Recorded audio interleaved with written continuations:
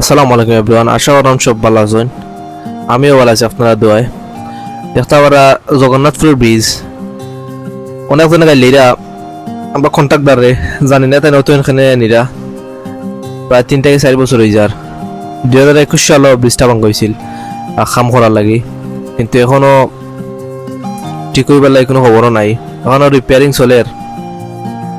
অত বড় bridge first time দেখছিলাম যে সময় ব্রিজটা ভাঙইন 2 থেকে 3 জনে আত্রা বাটাইল দিয়ে ভাঙতে, আত্রা বাটাইল দিয়ে উঞ্চুন অত বড় ব্রিজ ভাঙতে 2 থেকে 3 জনে অত বড় ব্রিজ।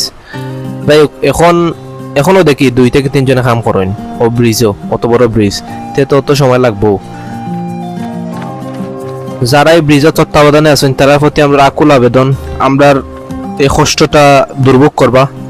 আসলে আমরা খুব কষ্টের মধ্যে আছি। সামনে দিয়ে একটা ডাইভারশন রাস্তা দিছেন, এই রাস্তার লাগে আমরা খুবই কষ্ট করা লাগে। এই রাস্তাটা আসলে খুব ভাঙ্গা আর পানি নিয়ে উঠে যায়, ছোট একটা ব্রিজ ভাঙ্গা, দুইটা ব্রিজও খুব কষ্ট দেয়।